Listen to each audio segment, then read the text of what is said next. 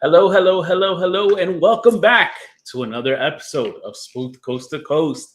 And we are live today, folks. Yes, not a pre-record. No, not this one, not this one. And as always, thank you for tuning in on the last Sunday of Halloween month. Representing Jenny's representing the Michael Myers themed Halloween shirt. And as promised, the very last episode of the month, and I have a Halloween Horror Nights shirt. It's from this past Halloween Horror Nights. It's from the house of Jason Lives. A phenomenal house. If you guys don't get a chance to experience it, there's a thing called YouTube that we actually present this show on that you can actually do a walkthrough of the house and see its amazingness in person. But with that being said, we have a special day today to celebrate. We have Joey's birthday. Everybody say happy birthday in the chat room to Joey. Everybody say happy birthday to Joey in the chat. Oh, you guys are on mute, I think. Thank you. Thank you very much. Hold on, I'm sorry. I put in a post. Guys. And as always, Jen and Monk 305 Paranormal. And chat room, thank you, everybody. You guys are awesome. We got Brandon. We got Brother Joe there. We got Shannon. Team Coco is with Chris and Audra. Thank you guys for tuning in. Also, nice, they're on the way to a cemetery. I know that. So I was like, why don't you just turn us on and listen to us while you're driving? What's up, Chidi? Hey, Chidi. What's up, everybody? Welcome. Ashley Michael, what's up? Thank you for the happy birthdays. Justin as well. Justin, thank you for being here. Good to see you, my friend. Hello. Hey, Vic. Everybody's trickling in. Welcome, everybody. Thank you for tuning in. And we have an excellent show to wrap up Halloween month for you guys. And babe, why don't you tell the good folks about our guests that we have coming on? Yes, so today we welcome James Annitto, demonologist, paranormal investigator, and now author of 2 new books that will be coming out one Halloween day, so the end of this week, Friday, and one next year in 2026. I kind of want to say, I think it's March. He will let us know. Investigating over 20 years, holds a bachelor in psychology, and is currently working on his master's for this, and then we'll learn more. Let's bring on James. And huge Star Wars fan. Yes, I am. And happy birthday, Joey. Oh, thank you very much. Thank you. Very welcome. James, welcome. Thank you for being on with us. Thank you guys for having me. Yes, thank you. Let's start with, I guess, how everybody always starts with, we got more happy birthdays for you, Joey. How did you start in the paranormal? Was David, it what's up, bro? Something like as a child? Like, how did you go into the paranormal field? To loosely paraphrase it, it was nothing to do with seeing things or experiencing things. It really was childhood trauma that set me on a journey to kind of discover higher power, what I would call God, because I am a Christian. Really that kind of adventure to figure out if God exists or not. As I tell most people when I was a kid, I like to say I was a Darwinist. I was really into evolutionary biology, which is called neo-Darwinism nowadays. So really that journey, searching for a higher power because of what I went through as a child. And then that kind of segued into a lot of other rabbit holes with ghosts, demons, angels, aliens, unseen forces of any kind, the paranormal umbrella in general, even cryptids. It's kind of really what led me down the paranormal pathway. Oh, nice. Cryptids. Okay, so I'll ask you something about that later. I know you work in construction, so I kind of wanted to ask you something about that, because actually a friend of ours in the chat, Chris, he's also in construction. I know it's like, I forget what exactly. I know windows is involved, but how would you say your daily job working in that field actually help you with residentials and like how people might think there's something's wrong in their house, and maybe it's not, maybe it's something,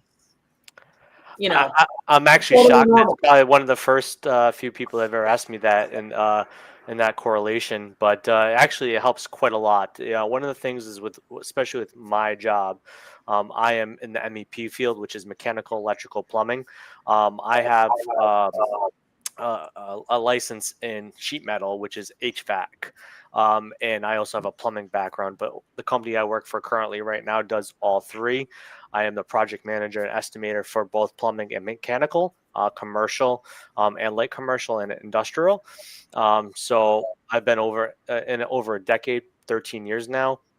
And so, really, what has led me to understand is I've been thankful enough to be in a lot of old homes in both Massachusetts, Rhode Island, old universities, mansions, things that old mills. So I kind of understand what the dilapidation and what certain mechanisms of what will happen in old locations, like infiltration of air, so things can be moving, even though slightly or more than you think so, even with air movement, um, and which is lack of ventilation, levels of floors, doorways. Throughout the time, I picked up a lot of carpentry things. Used to help a buddy out that used to own a carpentry business, frame pieces, frame additions, build stairways, so I can understand levels of things, of course. So a lot of also being mechanical and plumbing, um, carbon monoxide poisoning, radon, stuff like that. I have a great understanding of all those things. So I look at a lot of these things when I'm in somebody's house or somebody's business and seeing what can add to the element of what they're experiencing. I think that something could be going on, but a lot of these natural things could add extra layers to it that, of course, heighten the experience or make them believe the experience a lot worse than what they're actually dealing with, if anything at all. But yeah, my construction background, a lot of the analytical ability of what I'm looking at in a location, and it's important, especially if it's the house has to be haunted and not the person being haunted specifically. So yeah, no, you'd be surprised a lot of the places that I've been into.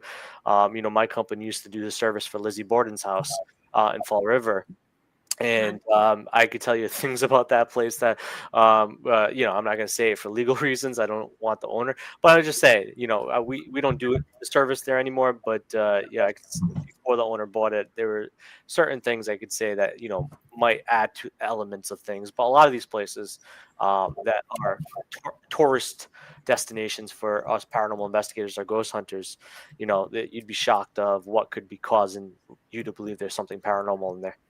Oh yeah, absolutely. Especially like high EMF, like Yeah.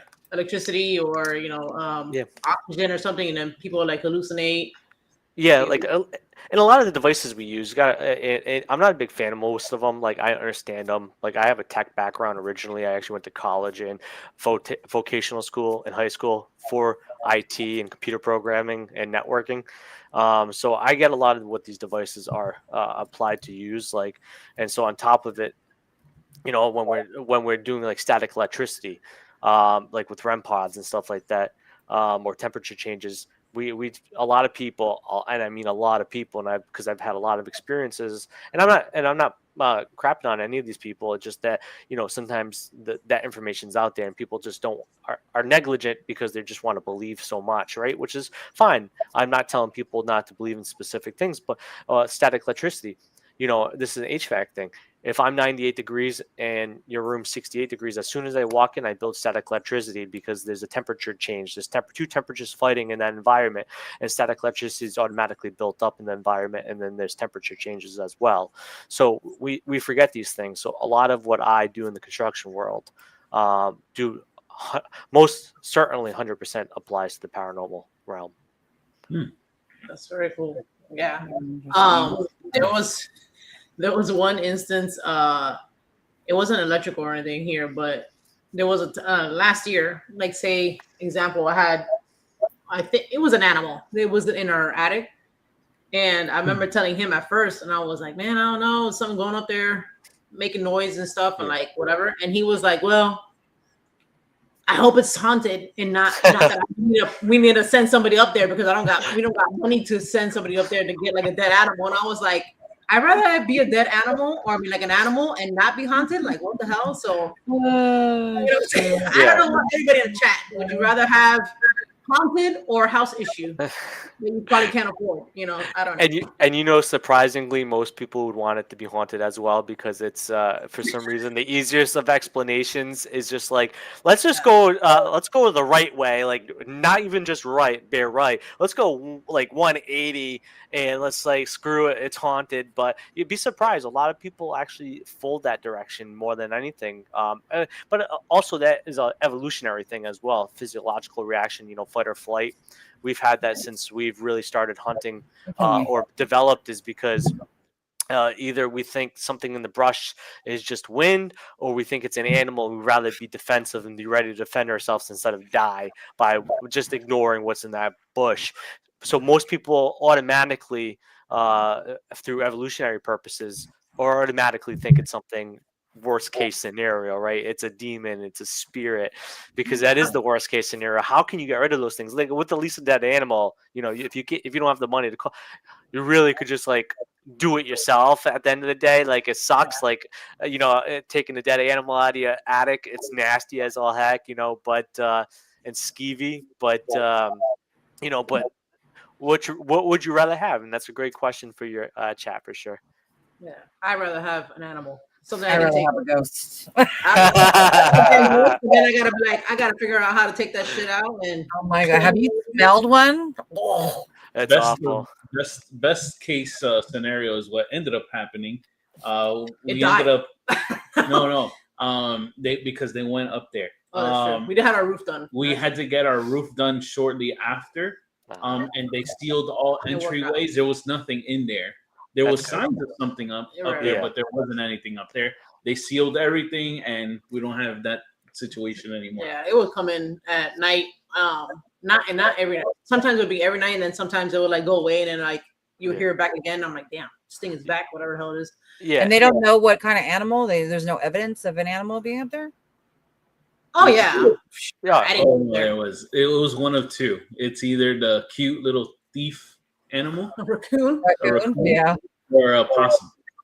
It makes sense. It's not statistically true. So if you look this up, from what I've seen, I'd say in most old houses, anything, of course, built before 2000 that doesn't really have a lot of tight insulation and siding, most houses have a 90% chance of having outside animal come in, either possum, rodents, birds, squirrels, or chipmunks and stuff like that. You'd be surprised how much a common occurrence it is.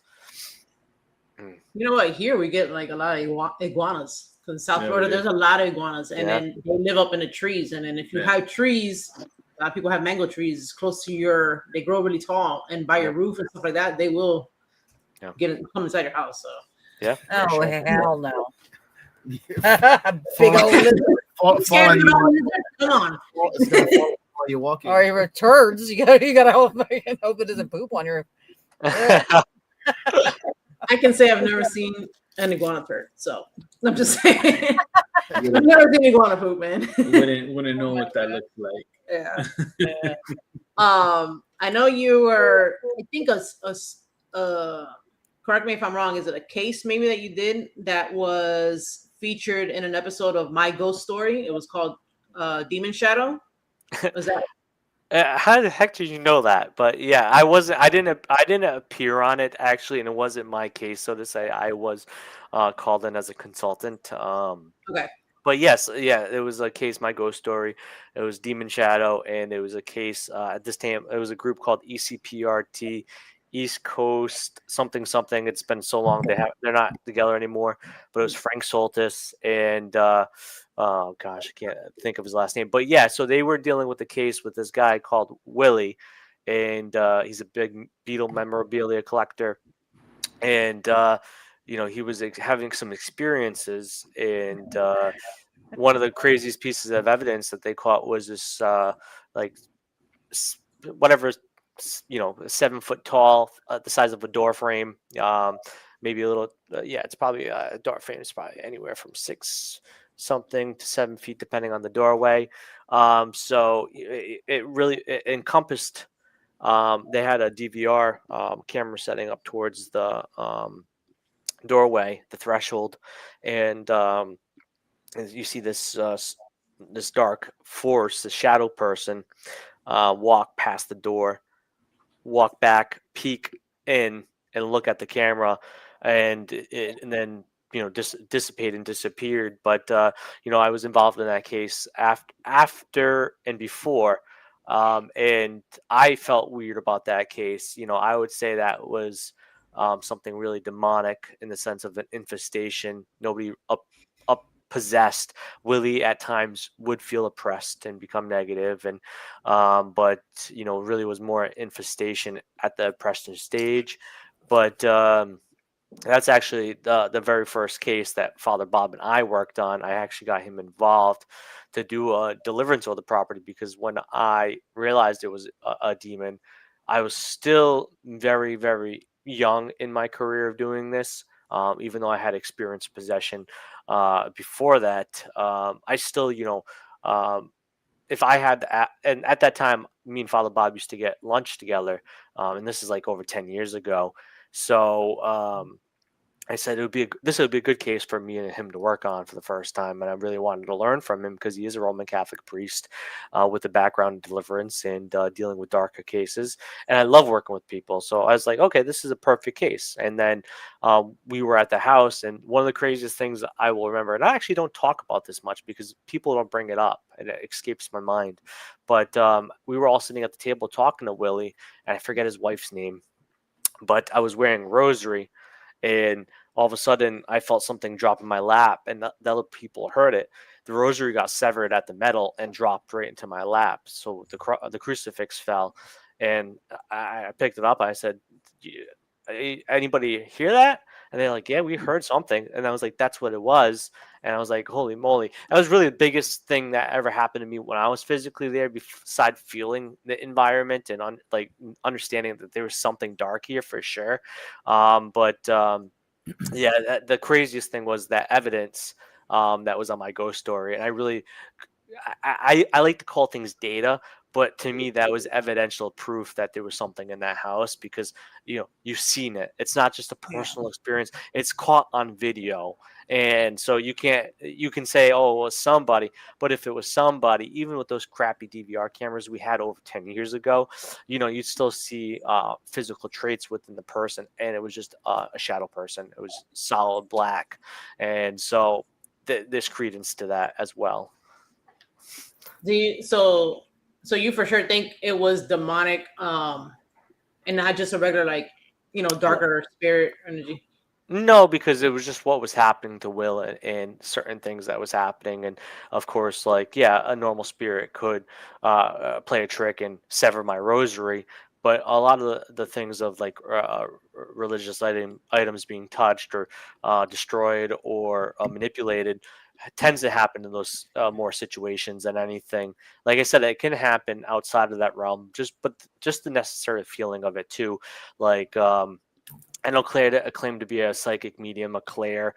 I like to tagline anything of those. I already get enough flack for being a demonologist and people not knowing who I am, saying you shouldn't be a demonologist. So I'm not going to claim to be a psychic medium and all these things either. But I think enough times doing it, and also, I do believe I have the gift of discernment, which is understanding where people are at, if they're telling the truth or not. But I also think that. That gift kind of also as well goes to the unseen, unknowable. And so when my body has, and it's only been a handful of times that I've actually ever truly dealt with a demonic case that I'd quantify as such. My body shivered, that fight or flight kicked in. I felt like I was getting punched in the solar plex. So all those things happen in those specific cases, and so I definitely lean towards it. I can never validate and 100% say it was, because then at that point wouldn't be the paranormal if we had answers for everything. But I lean towards that way, and in my being, I believe it was. Yeah. Yeah, that's crazy. Yeah, so if everybody wants to check it out, I don't know where you can find my ghost story, but it's my ghost story and Demon Shadow is the episode. Yeah, You mentioned, go ahead. I'm still shocked that you knew that, and on top you did your research, but you can find it on YouTube. I forgot what season it was, but you can do some searching; it'll come up. Yeah, perfect. So you mentioned Bob Bailey. I was gonna say Father Bob Bailey. Yeah. How did you start working with him? How did y'all collab? How did you get together? So we worked that case, and then life happened, so we distanced, didn't talk to each other for almost 10 years. We're not working together right now because I did a recent step away because of some personal things on my life, bad decisions and other things I had to handle.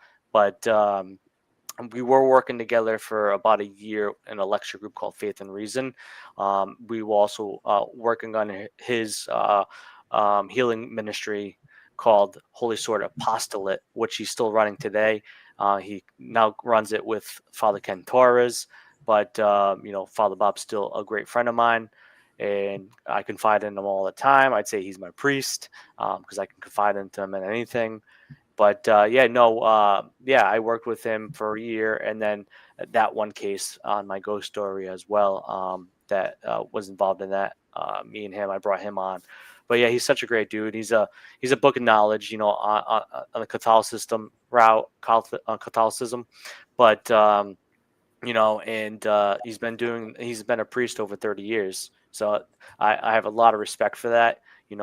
It's not an easy life to um to and if you haven't heard of him or listened to him, do so. But he's pretty much been getting out there a lot now. He just got done with the Devil's Run tour, whatever it was called, with Nesper, and he was just on Expedition X. Yeah. Yeah, for people should know Bob Bailey. I'm pretty sure everybody maybe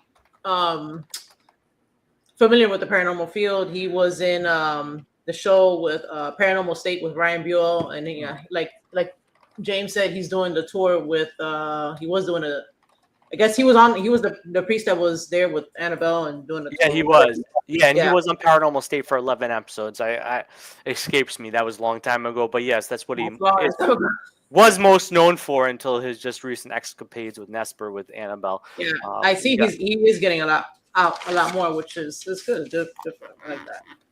I had a question. Your thoughts on so like I know paranormal investigators, and then you being in the ministry, like how you said I feel like people get a lot of like flack like for being paranormal investigators. I know I've heard it. It's like, oh well, you deal with demons or you call demons in or whatever. I kind of want to say, being an investigator, and we kind of touched about it a little bit on the backstage. I feel like people in the field who do this seem like they have more faith or believe more in something good and bad.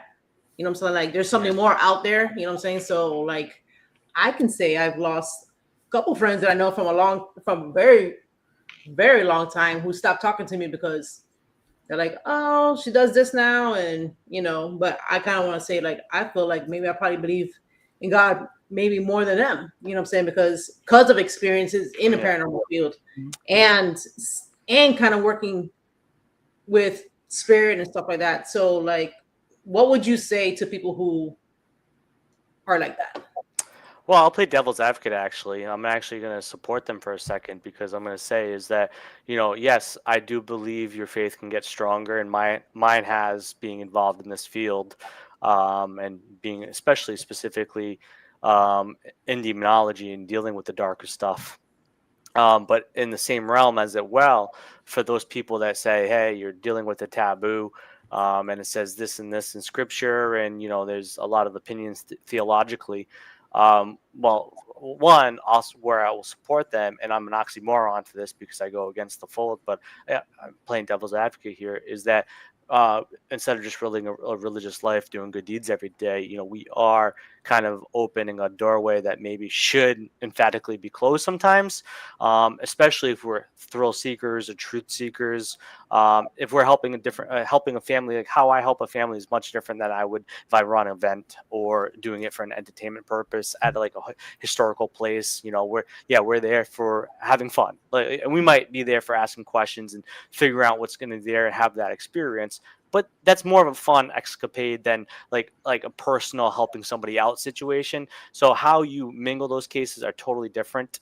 So in reality, I could say, well, you're opening that door, you're talking something that you can't see. You hear these stories that it could be this, that, or that, but you're giving credence to somebody that actually really has no idea either that they've been given this message. So there are people that will play and say that this is the demonic leading you astray, and once you open enough and give them enough tension, that is when they will gravitate and uh, come into your life. And this has happened to people, right? So it is not a fact to say this. There has to have experience involved in this situation where people delved into things and then we're dealing with things. But so I got to play devil's advocate. It is dangerous, and I think some of the ways we come across it and some of the questions we ask get too personal, and we might be opening a doorway to something that we don't understand. We really truly, when people ask me what a ghost is, I can tell you 10 different theories, but the true answer is I don't know. And so if you're not being told that, and you're thinking this is what a spirit or ghost is, that you're lying to yourself, because there's no empirical evidence to say this is what a ghost or a spirit is or any of this stuff is.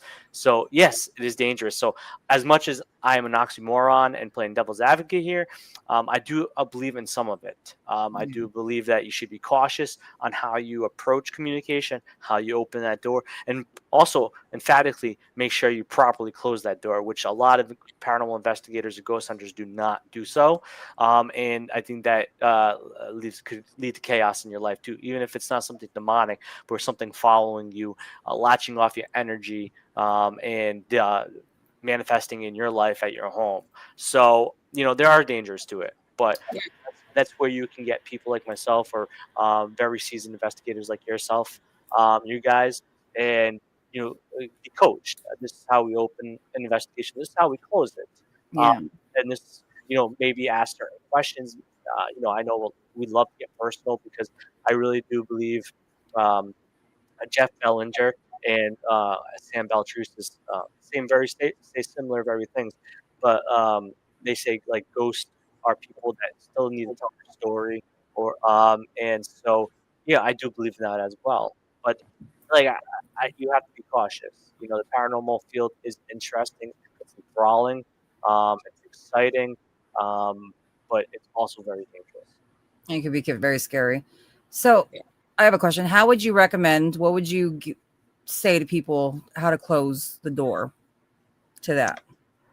Well, it could be simply saying, appreciate you guys talking to us. You stay here.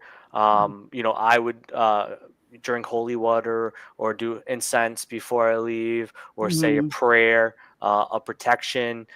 Maybe even say a prayer for them, to have them stay there and know that they're not being able to follow me home, that this is their home. But if I also at times too, depending on the circumstance, like a lot of these popular places, they won't let you do it. But I'll offer a crossing over, like if it's just like I'll offer a crossing over prayer. I know Father Bob does that. You can't force them to cross over, but you can give that invitation that they're able to do so. So there's a lot of things you can do, and it depends on your faith. Some people will sage. I'm not a big sage guy. I hate the smell of it. But some people will put salt in their cars, smudge their cars. I know a lot of people do different things. So how I would do it would be that sense. I would definitely say I'd make a command saying you're not able to follow me, and thankfully, knock on wood, 99% of the time it's worked in my life. Only 1% have I ever really had a bad circumstance, and that was more ego than doing what I was supposed to do. Mhm. But yeah, no, I would just say a simple, gentle command, respectable command, but also do what your religious or belief system and practices, as well as for spiritual protection. Yeah, Nice. thank you for that. Just Nice. for anybody rewatching, Yeah. you know, it's good to get different opinions on. Yeah, I know Yeah. some people do Native American background. They'll do a drum Mhm. circle, music. Like to me, my biggest thing is music. Right on the way there, on a bad case, I'll put music that raises my vibration, and then at the end, I'll have one that raises my vibrations as well. Just so that I'm at a higher level vibrationally than maybe what was there, so it can't interact with me or follow me, because I'm in a good peace of mind, good Headspace, yeah. headspace. Yeah. Yep, I agree. Right. Yeah. That Good. Do something. Don't Yeah. just walk away. Yeah. Yeah. that's a good point that you brought up there. I had a question that kind of ties into another question and what you mentioned. But you mentioned music. To me, I use that too, because that for some reason, like, I don't know, music it's in everything, It's and therapy. then Music is yeah, therapy. Yeah. it raises vibration and stuff like that. Mhm. Have you seen, kind of touching on what you said, have you seen a scenario where, say, investigators may have a negative experience, maybe because of how they are? You know what I'm saying? Like, maybe they say the place is bad or whatever, or they had a negative experience at a location, but maybe it's not even them, it's what they brought in, like their energy. Yeah. That's what I'm talking about, like, the person's energy. Or maybe they were a target because of maybe how much faith or not they how strong they are in their mindset. On top of that, what I'm saying, with dealing with psychology wise, like, have you seen a scenario like that where Yeah, somebody can be affected? To simplify it and actually talk about a subject that's very important right now. I'm not going to get into the politics of it, but the Conjuring House, we talked about it a little bit before we got on to here. Nothing bad, of course, for you viewers, but we're just talking about it because I asked if they ever been to Rhode Island. I said famously, Rhode Island's known for the Conjuring House, but the Conjuring House, I've always stated, and I know other people have stated that actually have gone there so many times and been involved with it. Will say that it's the house, and it's really the person that comes into the house that will get the experience that they're seeking, right? So if you come in negatively, the house will spit you out. If you go in there nice, then you will be treated with comfort and respect. And I've been there for parties. I've been there to hang out, and I've been fine. So, it really is and this is a new thought theory, laws of attention, laws of attraction, right? So it's your intent of going there and what you expect to attract as well. So if you go there with an incantation of that, that it is negative and evil and there's a demon there, you're already going there expecting something, and you know what, that expectation might come off through your psychic energy, your bubble, your biofield that we do have. That's science. We do have a biofield. So maybe that vibration comes out of our biofield. Maybe our thought pattern emulates into physical or verbal reactions. So I think that in a way is how you go to a location is how it will the experience you have. And that's not all the time, but most of the times, like the Conjuring House is a great example of that. And that's my opinion. People might disagree, but I'm not here to battle opinion. That's my opinion on it, and I believe that those are from my experiences as well. I never had a negative experience there because I never went there with that inclination that I'm going to have a negative experience. I try to go into most of these places with a level head, like I'm no confirmation bias, no biases at all. Like I'm here just to experience. If I experience nothing, okay, I had fun with the people that I was with, and I got to check out a cool place. If I have experiences, awesome, even better. But I'm not there to hope for something. I'm there, and so I think that's what a lot of people's problems are.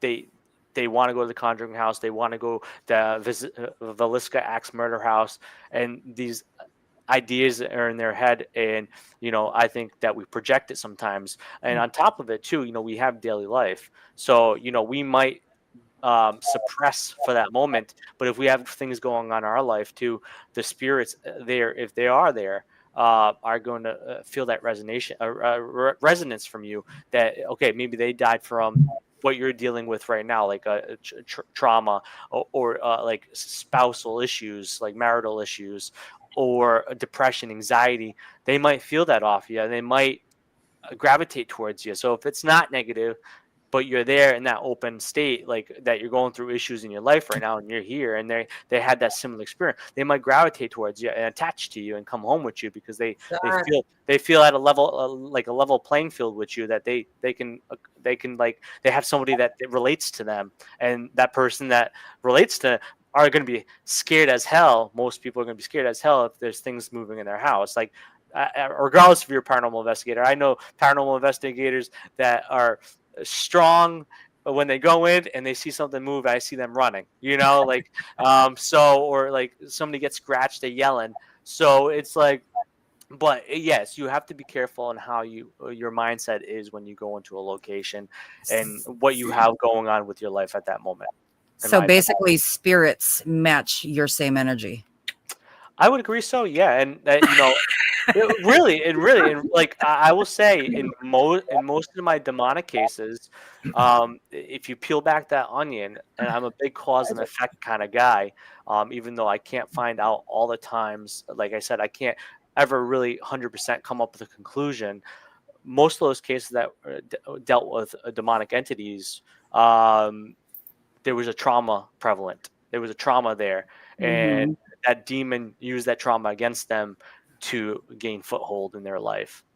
Yeah. So it makes sense. Yeah, definitely. We have Black Smoke, our friend, our friend Stephen, demonologist. Our friend Stephen. Stephen had a question. He said, "At what point in meeting someone do you say that the case is in fact demonic?" Or that's a good question. I was going to ask that. Yeah, that's a good question. I never will come out and tell the client that you're dealing with a demon. Personally, I might like walk into a location, feel all those feelings that I said earlier, and like start gravitating towards that. But I don't like to jump to conclusions. As I said, I think I beat that dead horse a couple times already. But it's really hard. It could take one time. It could take multiple visits. It could take a year, a couple months. So it really depends on what is happening. Like what phenomena is happening. Is there a portation with items going from one location to another location? Is there bilocation? Is there specific nightmares that are maybe coming true? Are people that were once sober, never drank, or did drugs in their life, now alcoholics or drug addicts? And what kind of traumas are going on that could be gravitating towards this? If they're claiming that they're possessed, psychological assessment's a must. So I need to understand if they're dealing with some sort of mental health issue, but that also doesn't eliminate the cause that or possibility that they could be dealing with something as well, especially if they do have schizophrenia and they're taking their medication and they're still experiencing things, and they've are taking a higher dose or whatever. It could still be happening. You got to be cautious, but you have to check that box off. You have to work with their doctors, their psychiatrists. But it's really hard to determine when. It's different for every case. Everybody's different. Like I said, there's 3 popular stages. There's many stages of like obsession and fixation and stuff like that. But the 3 most common known are infestation, oppression, and possession. Demonic infestation is, as it would be like if you have a rat infestation, there's something in your house causing mayhem and taking all the cheese. Second one is somebody's oppressed. That infestation happened, but somebody in the household is starting to hear voices, being told that they're not good enough, and maybe being physically and sexually abused by an unseen force. And then possession is when that person that's being oppressed, their willpower breaks, they give in. There's an invitational process where they said, I can't do this anymore. Their faith wavers and they blame God. That is alone an invitation for this thing to then take foothold, because then your foundation's broken, your castle walls are down, and now the enemy's invaded. So that is possession. So how each and every of those stages is hard. Infestation is a much easier route to get rid of. Oppression is a mild road, and possession's harder. But all three of them are still hard to diagnose, because with an infestation, you could think it's a normal spirit, or maybe something elemental, or something that you really could say it's this or that. Oppression, you start walking on the realm of mental health, checking that out. And then also what other activities going on in the house. Possession, once again, mental health, more mental health than anything. But you also have to what's going on with them. You have to play some trickery with them. Like one of the biggest things exorcists or even demonologists will say is come in the house with a religious object hidden, like putting in your pockets, common, but putting it in your shoe or your sock, or have it in your mouth, on your tongue, and it's but and then having that person say, I know that metal's there and it's there, right? So like that perception are things that can tell you, okay, that they are definitely possessed, or different voices. So there's different ways and methods to figuring out if there's a demon involved, but it's a hard process. And I could really honestly talk the whole show about it, because I have given Demonology 101 classes that were 3 hours long on a lot of methodology and ideology of it. And it could be longer than that. So. Wow. Talking, we have another question by Justin. He said, James, how do you feel about books on demonology, which you have a book coming out? Are they dangerous to have? I hear that a lot, and I think once again it's the laws of attraction, laws of intent. What is your intent of reading it? Are you, there is a form of or research called demonology. Demonology is the study of summoning demons. To me, that's bad, but demonology, in the essence, is an academic study. And for the definition that Carl Johnson and I created when we when we were lecturing as duo demonology, was the study of the lore and cultural traditions of wicked spirits. So it's a study. It's a branch of off of angiology, which is off of theology. So it's a study first and foremost, right? So if you're interested in looking at the study of it, I don't see no danger in that. It's when you start applying it. Like I like to say I'm an applied demonologist. I take that study, that academia, and I look at it in a physical sense, like in a clinical sense. So that is dangerous, because you're dealing with people, you're dealing with unseen forces, and you're also dealing with yourself, and in your battle. But so the study of it is not dangerous. I don't think that you picking up a book to learn about the history of demonology is bad. Once again, you kind of let the cat out of the bag, Jen. Is I do have a history of demonology book coming out in sometime 2026. It's not March. Maybe it's March. Maybe April. I feel like it's going to be probably summertime. At this point. Maybe it'll be sooner. But I do have a history of demonology book coming out that talks about since Mesopotamian times to, of course, modern time with entertainment, pop culture. So I'm writing that because it is a piece of anthropological history. It is the development of our culture. Good versus evil. Theodicies, which were in Greek culture. Epicurus, which was a philosopher that coined that theodicy, which is good versus evil, is a big part of our culture, especially in modern times. So demonology covers a lot of that. And I think it's fascinating to look at how we look at evil, how we look at sin, how we look at people's perception of good versus evil. So it's not dangerous. It's just how you get involved in, like I said, if now you're using it for demonology and to summon, there are going to be dangers in that. Your intent, right?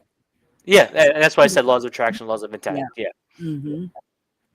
Could you talk about any experience before or even after studying demonology that maybe has stuck with you? You were like, wow, like that's really scary, or something like that of, or that you have experienced?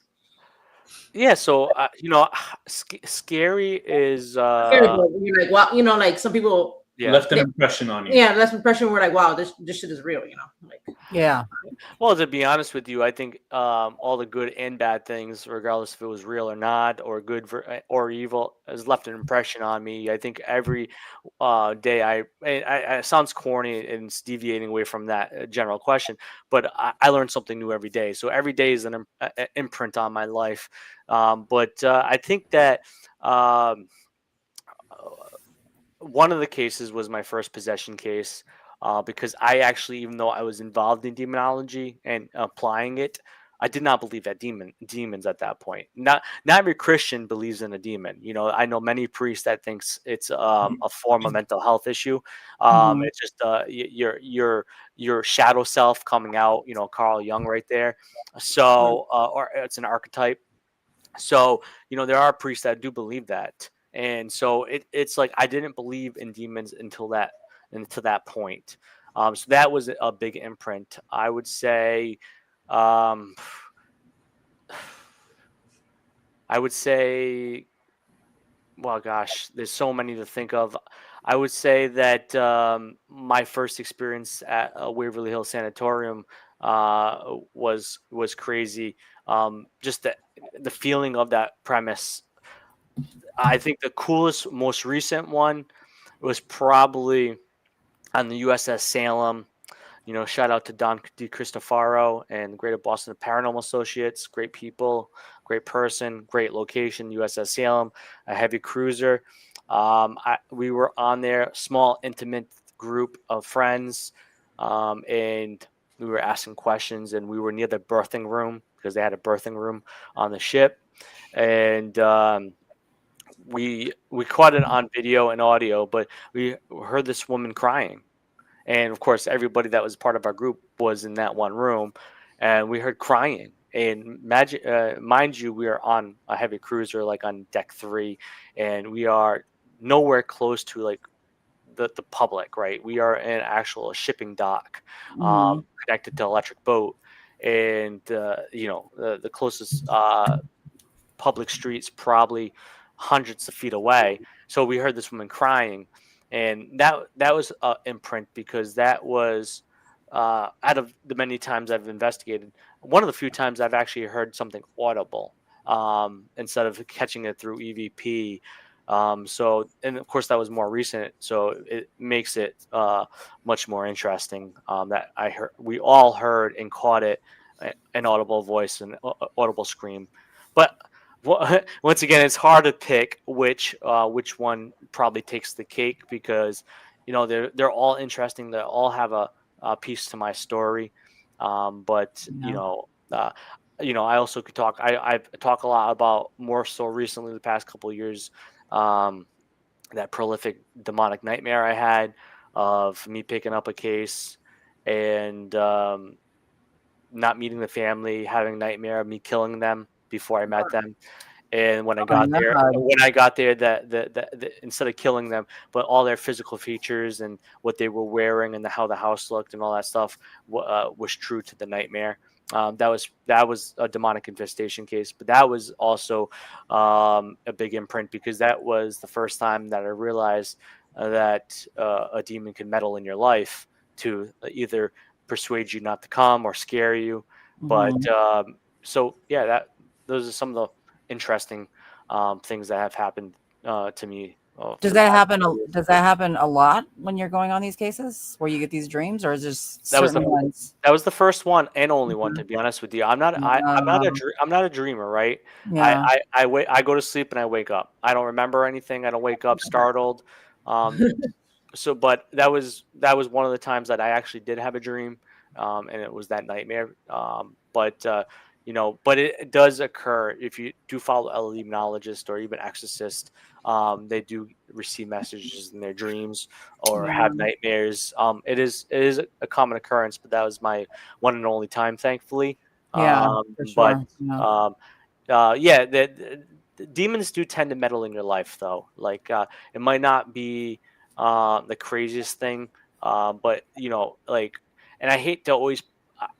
I'm like a 99%er to believe everything's natural, and then there's 1% the paranormal. But I do believe that when you're dealing with the work that I deal with, there are going to be certain things thrown in your life that are trying to get you off that horse and to second guess yourself and try to defeat you, so you're not involved in that work. Because Ed Warren said it, but multiple people in the work and outside of the work have told me that I was chose to do this work.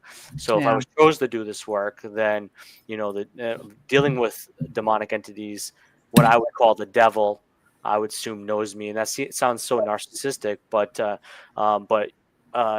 the end of the day, I do feel like meddling in business beyond human understanding does put kind of a target on your back. Right. I think so. Like, I've heard of that. Like, saying people that are called out to help somebody with something in their house or residential or something, and they'll get the person who's helping gets affected at their own home, or they get like that visit beforehand going to the location. Yeah. To stop them or to deter them, be like, hey, look, maybe I don't want to be involved, and stop the person from being helped. I totally forgot what I was going with that. Yeah, and those are the thoughts that are going through my head. Is like, I if I go there, I'm going to kill these people. And even though I have a strong faith, you something like that happens to you, you start to question reality, right? You start to wonder. But of course, if your faith's strong, you'll get off that real fast, right? If you have a strong willpower, then that it'll consume you for a second, and then you'll be able to deflect it away and realize what it was. And thankfully, my willpower and my consciousness is such, and I think that what my childhood trauma, prepared me for that. So it's kind of strengthened me to understand and come over things like that much faster. I will say earlier in my time doing this, the biggest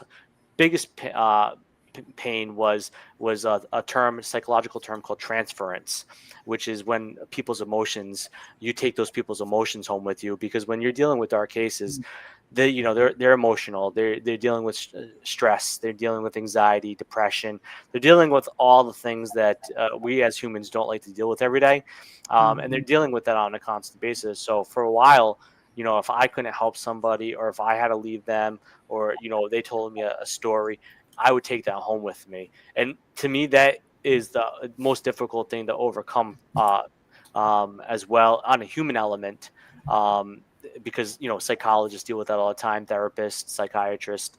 So that is a difficult thing as well. So not only do you have the spiritual aspect of it, you have the mental aspect of it, the psychological aspect of it. Then bad mental health also creates physical health. So you can have the triple whammy if you're not very cautious in this field or in this work. Right.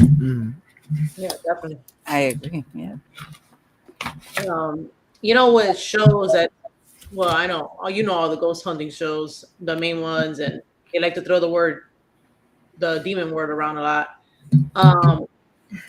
We kind of like say when we do events and stuff, we kind of, and then a lot of people that watch that, the younger crowd or whatever, and they're like, oh my God, it's demons and whatever. And how would you say that, or how would you tell people that it's not demonic and maybe it's just a negative spirit or something that's trying to like act, stuff like that? Like, say there's a place that we've gone to, and it's a spirit pretending to be the spirit of the one that's supposed to be there, the house spirit. Right.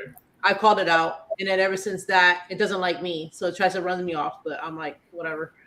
But it'll not manifest. It tries to show up. You know what I'm saying? Like Puff its chest out. Yeah. Puff its chest out, right? Exactly. And I'm like, dude, you ain't that, please.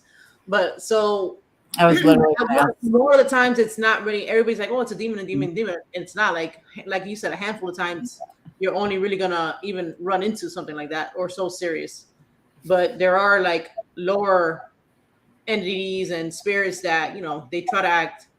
They try to pretend. Yeah. Right. Yeah, well, that's a good question, is because one thing I said earlier at the beginning, people love the worst case scenario, right? So they evil. If you look at statistical values of pop culture and entertainment, look at most movies that sell well or shows have best viewership. It has to deal with something negative or evil. Look at The Conjuring: Last Rites, prime example, hit over $1 billion in revenue and made it the most popular horror franchise ever. So people love the concept of evil. It's something that we deal with every day in our life, physically, spiritually.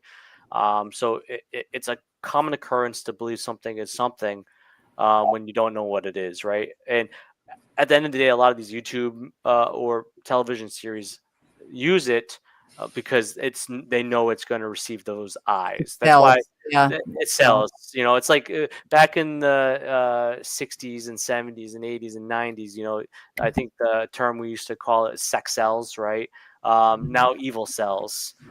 Evil is a selling point, and so that has a lot to do with it. As far as you know spirits coming off as something as demonic. I think the one thing that we forget to tend to realize when we speak about spirits is that there is different types of hauntings. Residual is not intelligent, but it's like a tape recorder playing over and over again. Now we have the word intelligent.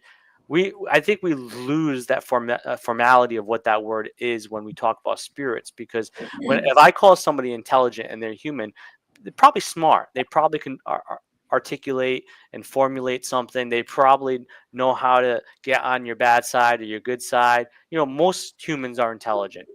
Some are don't like to use it, but most people are intelligent. We have a human brain that analyzes so much data at a time, and so when we lose our body, in theory, right, our consciousness is really what it makes us, right? So if our consciousness disconnects from our physical body, they're still intelligent. They're still going to be able to formulate words. We might not be able to hear them because of some decibel range issue of how they speak through an astral plane, but they're still intelligent. So if they were negative in life, they're going to be negative in spirit, and they're going to also try to boast more than what they are. I know people that are so negative they feel like they believe they're so evil, right? And then they meet a serial killer or hear of a serial killer, and then there's always somebody more evil than them, or more negative than them. So, but negative people can be narcissistic and puff their chest and say, I'm this, I'm going to force you out.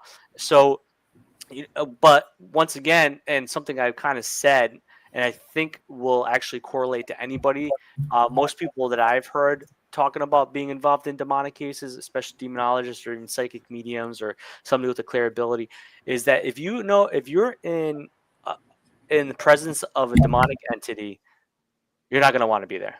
Yeah, it's not going to that the spirit's going to push you out.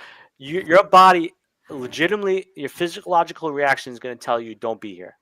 Yeah. You're gonna feel it. You're gonna feel like you're walking through mud or quicksand. That feeling is gonna be continuous throughout that whole process. And I don't know anybody stupid enough like me to actually want to go head first into it. And so when you feel that, that is when you can start leaning towards that direction. But also, one of the things is what gets me is that if you feel if you're a paranormal investigator and you're not trying to sell it on YouTube or on television, it's like, okay, there are people like myself. Don't think that you are the white knight in this. Get somebody with more experience as you. I've always said, and something that I've always credited myself on, is that the more people you have in the boat, the faster the boat moves, right? If you're talking about like a paddle boat, but if it's a small boat with a lot of people, you might sink. But but most times you have more people on the boat with you. It's going to be better to get through a situation. So a band can't play by himself, like Jimi Hendrix did for a while, but most bands can't play by themselves. So it's great to bring more people on with you. So if you're dealing with an experience that you feel is demonic, call somebody in before saying, hey, it's a demon. If it's, because you could be mislabeling it, giving that negative spirit more power, and also affecting the homeowner by stating by telling the homeowner that you're dealing with a demon, and that puts them into a reactionary where they're questioning why they have a demon. They start doubting their faith. Why did God do this to me? There's a lot of psychological reactions that can happen to telling somebody that they have a demon in their house. So before you do that, call somebody in that's a specialist. I will say though is I did have one team call me in. I consulted them. I reviewed everything. I did my thing, and I told them I don't think this is a demonic case. I just don't think it is. Mm. You know, yeah, I could see why you believe it to be, but in my professional opinion, is that it is not. And they said that you're wrong. It is a demon. So sometimes people reach out to people and just want to hear what they want to hear. But I also got to admit that I could be wrong too. I'm not perfect. I'm not an expert, so I Mhm. could be wrong too. I just have the experience. I've just dealt with it enough to understand it. But once again, I could be wrong, and I have been wrong before. I maybe equated something to be something, and then I find out it's not, or I thought something was something and it wasn't. So yeah, I've been wrong before, especially in my youth. We're not right every single day, and we're not right every second of the day. But it's important to reach out to people before uh, calling something it's not, or it could possibly be. But really, if it was a demon, who's going to actually just be there filming it the whole time and saying, "Hey, yeah, it's a demon"? Yeah. To me, that somebody that's dealt with it, I can't see that. I truly cannot see somebody being there for 8 hours and filming an episode of their YouTube show or their television show, and it's a demon. I want it. Where do you think they come from? Where do people get demon? What do they just happen? Where do you think demons? There's a good question with that with Justin in the chat actually. Yeah. Yeah. So he had asked, are demonic entities territorial? Territorial. Yeah. So yeah, it kind of goes in line. Kind of goes with hand in hand. Yeah. So do they think do the people manifest it? Do they get an attachment? Yet they're not investigators. They don't. Yeah. They It's like a regular. people. Yeah, just regular people. Where do they come from? So one thing most demonologists and theologians can agree on is that a demon is non-corporeal. That means it once never had a physical body. That means it is a pure spiritual force. So where it is, as a Christian, I believe in heaven and hell, right? If it's maybe it's more metaphorical or symbolic than actual place. Maybe it is another dimension. I do also look at elemental belief, astral plane or ethereal plane. So, that's a lot of theory. I can't, once again, when I said I do not know what a ghost is, I truly do not know where a demonic being gravitates towards to when they're sleeping at night. If they do, it was more of a joke than seriousness there. But I don't know where they go. I know that one fact I can tell you, and one thing that everybody agrees with me on in the demonology realm is that they're non-corporeal. Are they territorial? Yes, they can be in the sense if there's an infestation or a possession, that they don't want that person to be helped. They don't want that land to be helped. They want to terrorize it. They also could be territorial in the sense that maybe through occult practices, they were tethered to a item or a location, and they were binded to a place. And in that case, they would be territorial because that is where their domain is. So yes, and they can be territorial. They are non-corporeal, but so where they go, that is the big to know. I would truly think that in a symbolic sense, they go to what hell would be or could be. But once again, what is that? The only thing that I could say is possibly another dimension. And the metaphysical dimensions of that could talk more about that, like other dimensions, and vibrational energies. Do you So think like wrong place, wrong time, like depending on the person's headspace?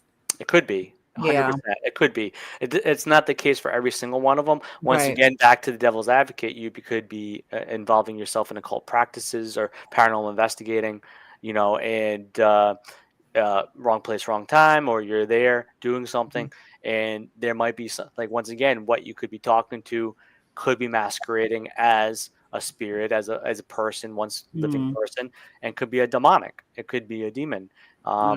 So it could be different scenarios, but once again, it will latch onto you because it knows it could torment you yeah, it could. and, You're, and twist you. You know, it could, easy target kind of type in a yeah, sense. easy target. They do tend to, there have been times in documentation that they have gone after the strongest target. Somebody like a Padre Pio who was strong in his faith, he was tormented by demons on a daily basis. But most of the times they will go with somebody that has lack of faith, troubling faith, mental health issues, addictions, traumas. But yeah, that tends to be the common scenario. Gotcha. I just want to say I appreciate how you were honest and say I don't know, can't be 100% sure. I appreciate it about you.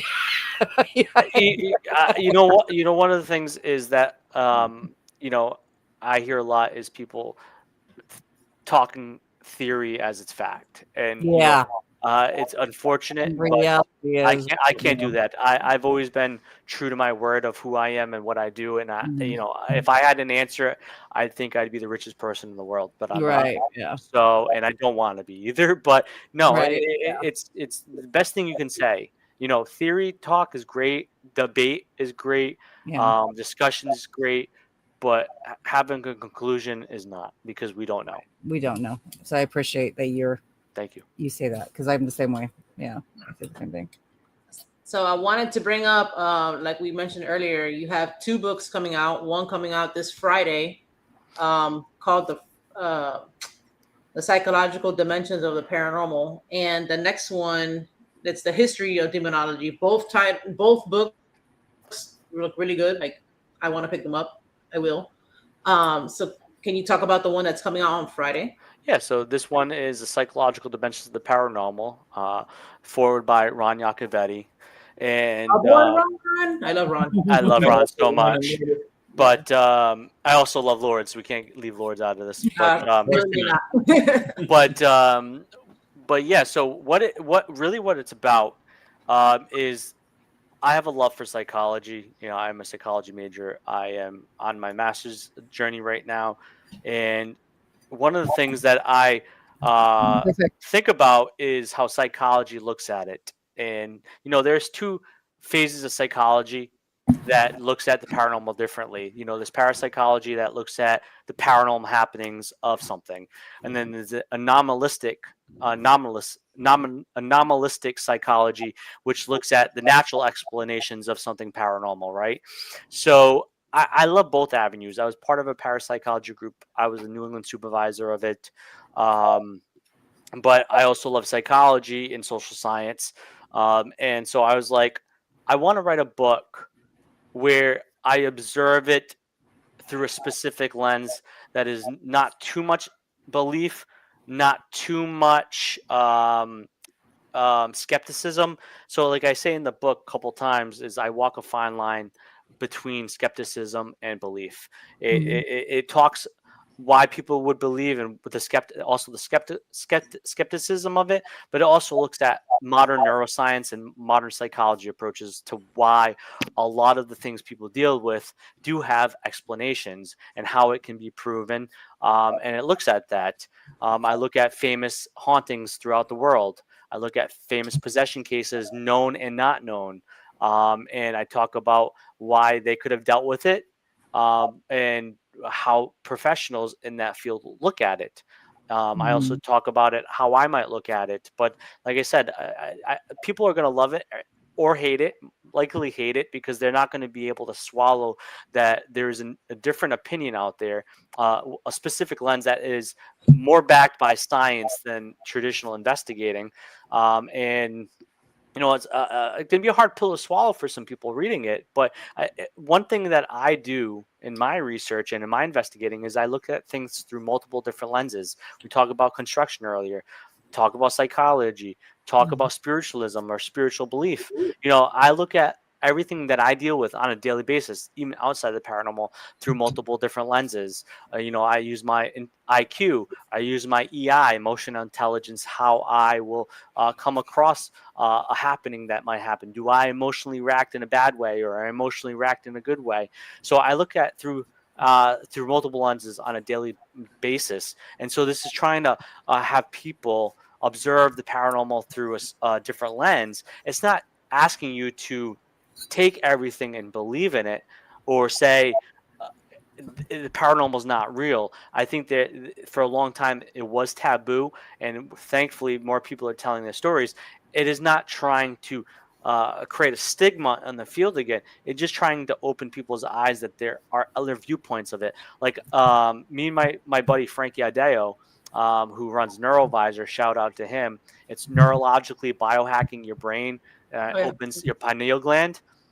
But he's doing actually paid research for Rutgers University right now, and he I forgot where I was going with that. Oh yeah, we always talk about how he's a master's in social work, but we always say how psychologists look at people that are in the paranormal as the anomaly, right? We are the crazy people. It's not what happens outside the natural that's crazy. It's us believing that it actually happens, and and that is an evolutionary thing. It's a cultural thing. Since the beginning, first religion, which was animism, which was like cave paintings and believing everything had energy.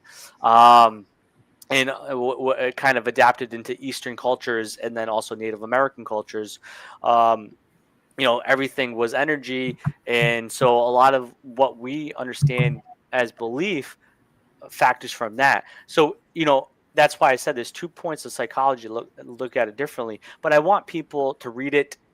And there's things in this book I don't necessarily agree with, but you know what? It's a lens that has to be heard.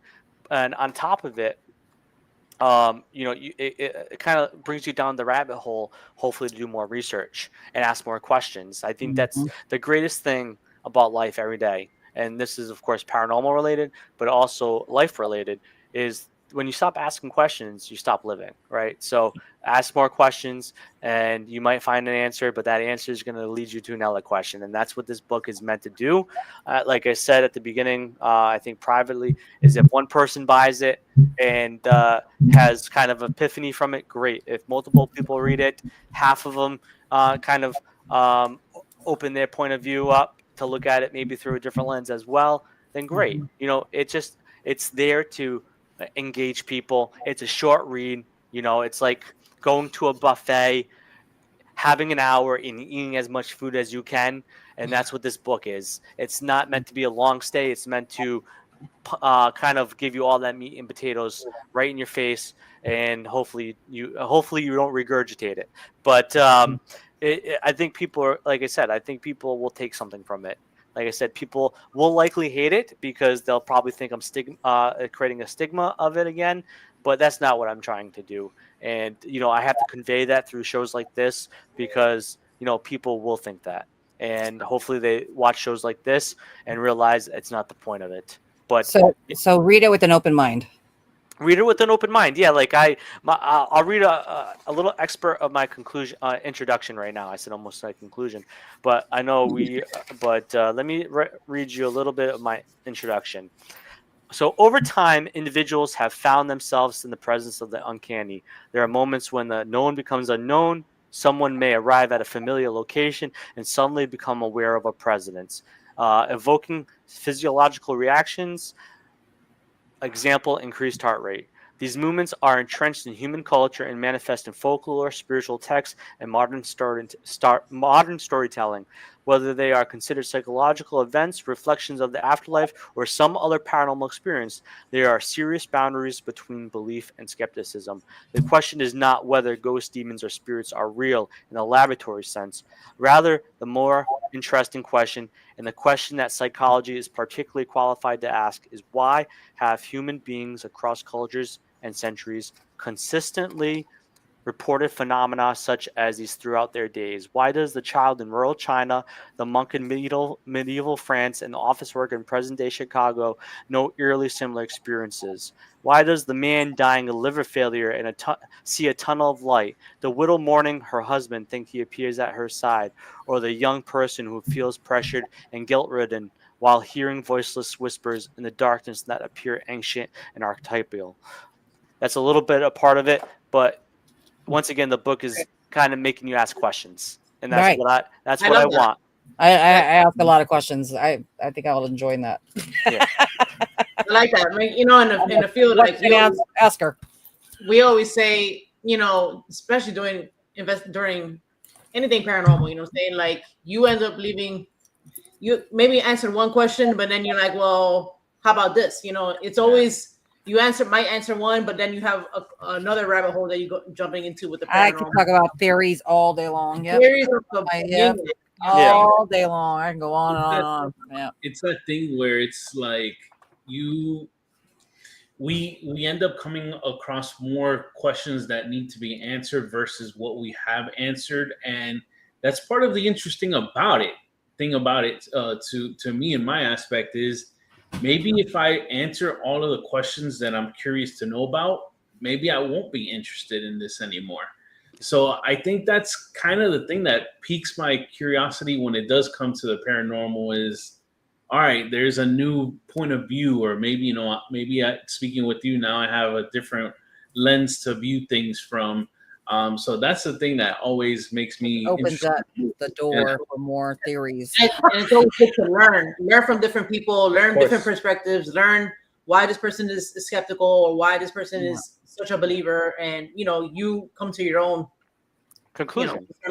Exactly. Yeah, like it's like I have had experiences like there's things that, like I said, I might not agree on that I wrote in my book, but I've had experiences. I things that I can't negate towards common understanding nowadays in science, right? Yes, we have developed, back in the Inquisition where maybe up to 1 million people died. The actual number is unknown, but in the Inquisition, people that had schizophrenia or maybe had Down syndrome or autism or dissociative identity disorder or even were women were killed because they were either witches or possessed by the devil or vampires or werewolves. So we have developed a long road from then where we don't stone or torch people because they're different, or or they have a mental health issue or neurological issue that now we kind of have a better understanding of, not a full understanding but a better understanding of, and we can do therapies or medicines instead of just throwing stones at them and killing them. Yeah, thank God we're not there. You're right. Just making it go viral on social media. Yeah, right. Hey, oh gosh, that's like the bystander effect, right? You ever see that psychological study? It's like that'd be like that, right? Somebody's doing something stupid like that, and they'll just film it and get it on TikTok and helping the person. Yeah, they'll just. It's the bystander effect. It's like, okay, we'll just let it happen. That's crazy. Yeah. Unfortunately, it's the society that we live in nowadays. That's how it's kind of a society we've always lived in, to be honest with you.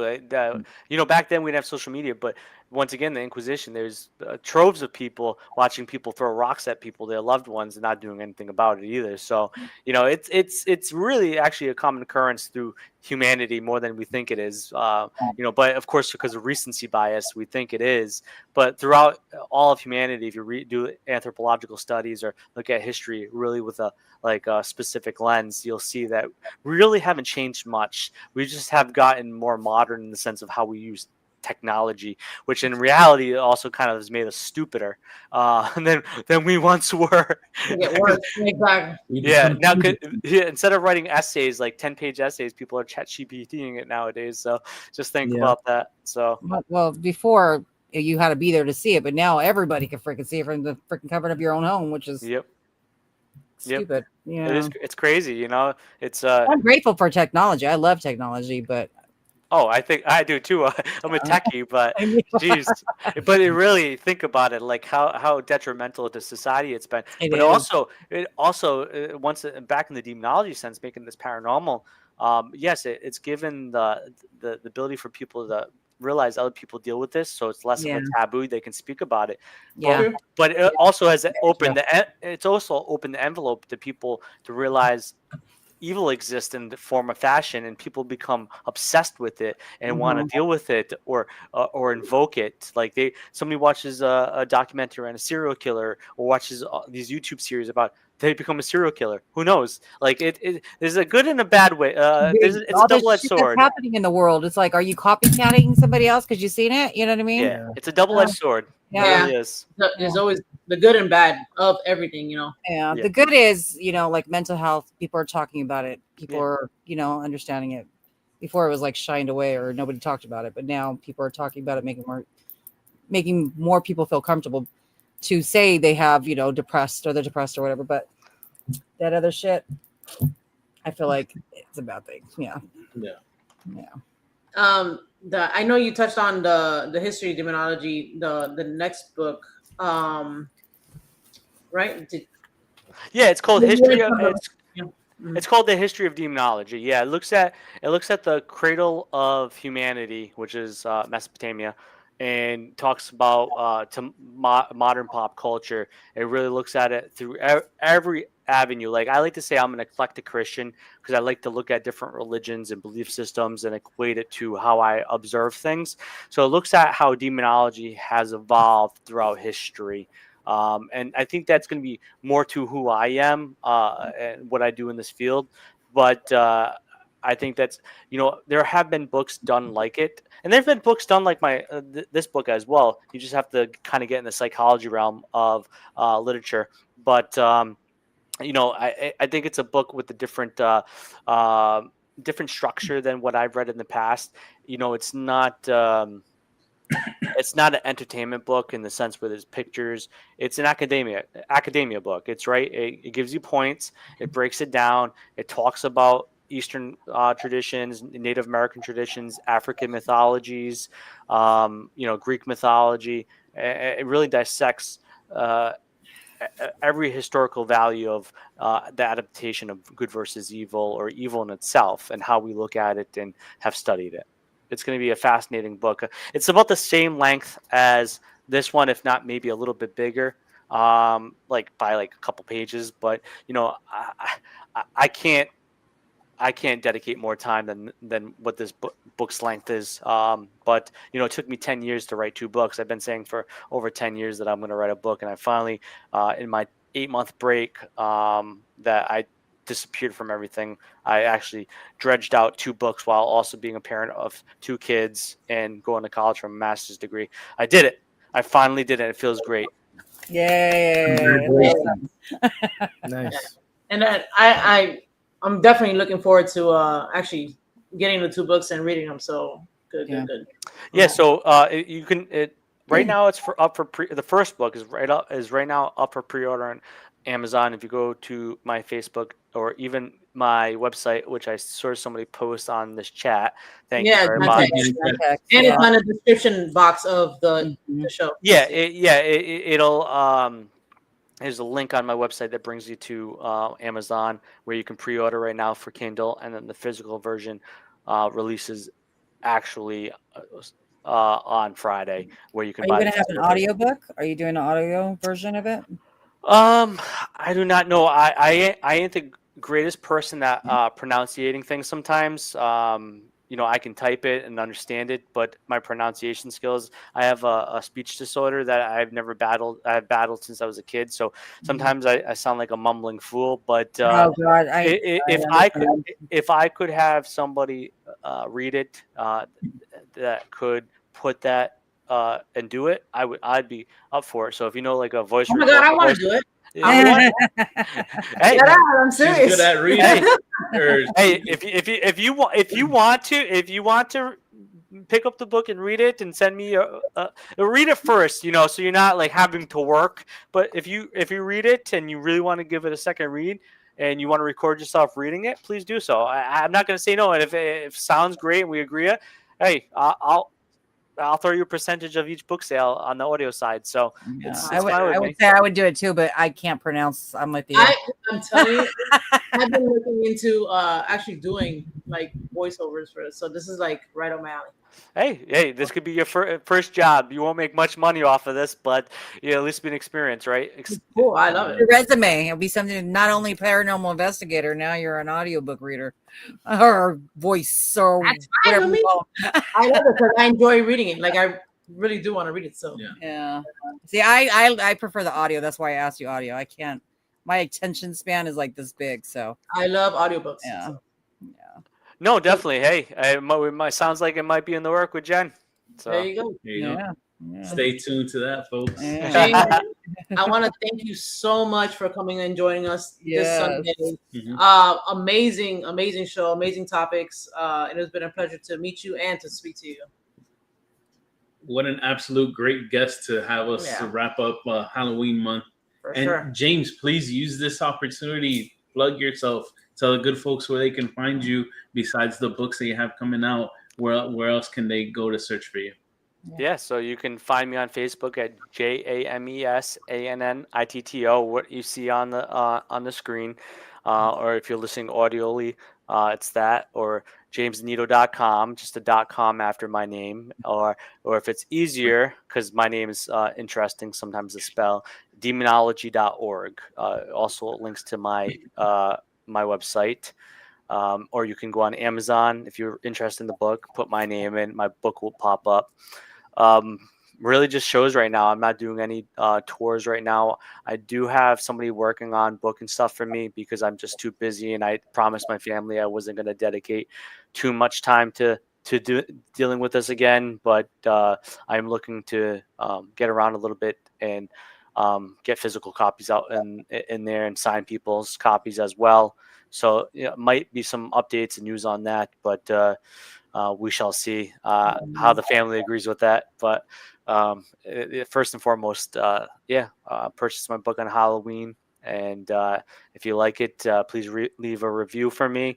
The more reviews I have, better chance somebody will pick it up or see it on the stat board or leaderboard thing, even jiggy they got. But that's really all I have going on. Awesome. Yes, thank you.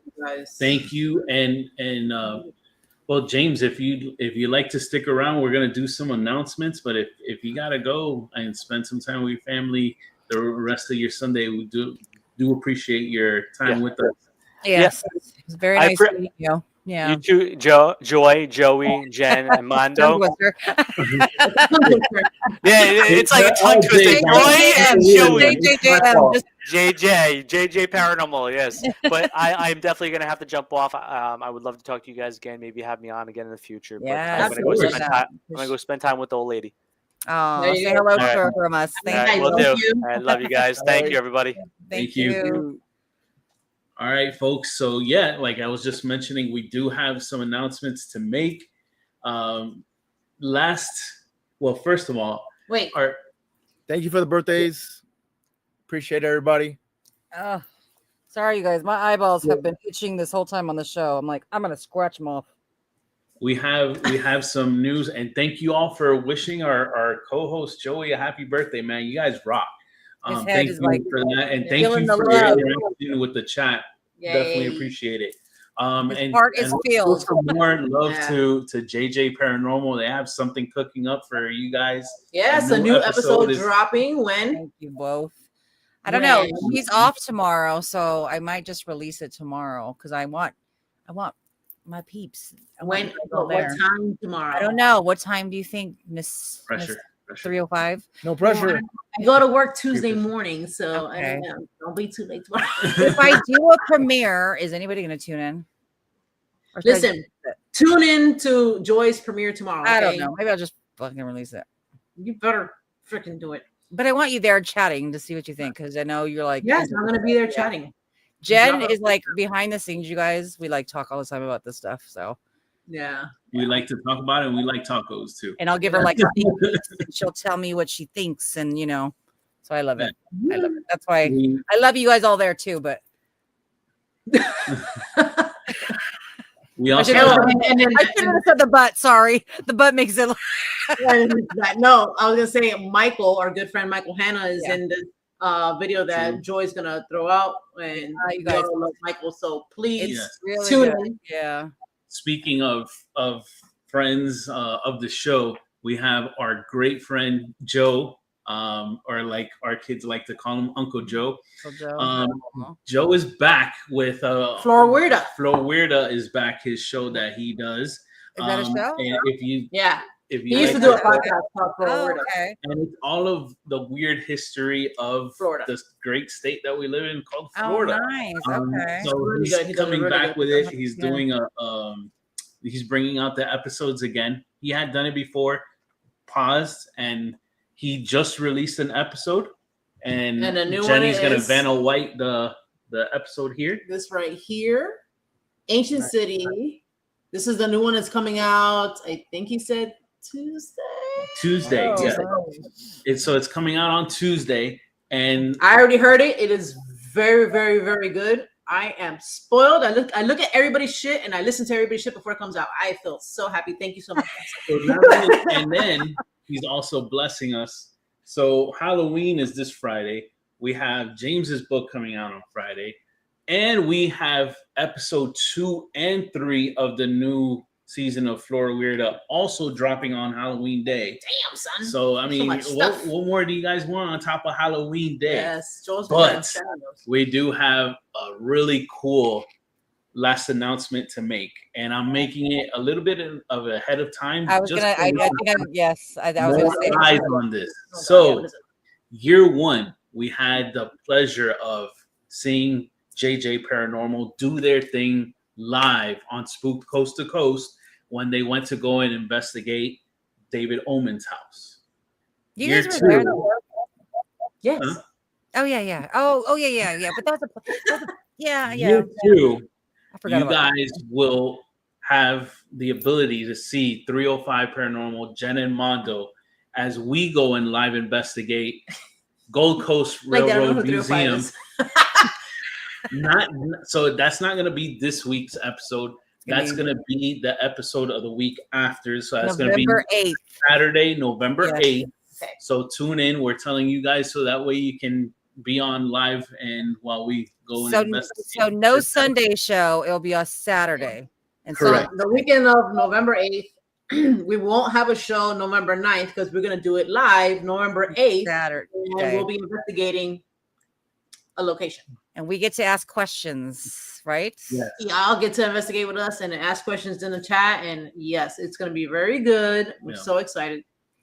Yeah, you guys. Just to let you guys tune know, we might be in the car, so our situation might be a little. Yeah, I know. Because Yeah. you guys are going to somewhere cool. Hopefully. Yes, I'm so excited. Oh, Ashley said yes.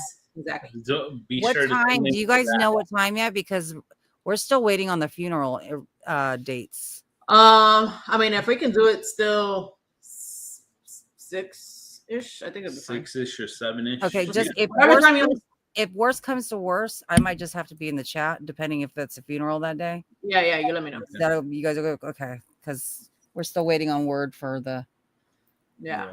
funeral. So No we worries. might, either way, we'll be there somehow. We'll work it out. Yeah. Well, have some time. well, closer to date, you will let us know. Yeah, we'll let you know as soon as we know what's going on. But So yeah, guys, we're super excited about that. I'm That's too our excited favorite too. location that we've done quite a bit. So we're excited to share that with you guys, Mhm. and you guys have the date now, so you can Tune in. and check us out. Okay. Yeah. Enjoy your Halloween this coming Friday. Halloween. Have some spooky fun. Have Yeah. some fun with your families, and Mhm. most candy. importantly, be safe and Yes, check be your safe. candies. I Check your don't know. candies, exactly. Yeah. I don't know. Show us your kids' costumes. I think everybody, y'all heard of what is K-pop Demon Hunters? That's what our kids are gonna be, of course, Ah. like every other child in the universe. Yeah. It's so damn That's popular the right thing now. right now. Exactly. You know, it was everything has its moment right now. So Yeah. I love that movie. though. I that's can't. it's pretty catchy. I had to watch it with the girls, and it's pretty good. I gotta admit, being a fan of anime. See, shows- Shannon's like, I love Yeah, So good. it's right up the alley. Just adding the music to it. So yeah, and we're looking forward to that. And well, as always, please remember, if you want to get spooked, hit that notification bell, hit the like button, and please feel free to comment on this episode. Tell your friends. Outro was on fleek. Y'all, you see how he just kind of swooped in there and just. Tell your friends, tell your family. We will be back live next Sunday. Yes, be there. Yeah. Bye. Love you guys. Bye. Thank you for the birthday. Bye, guys. Love you. Bye. Love you. Bye. Halloween. Mean it.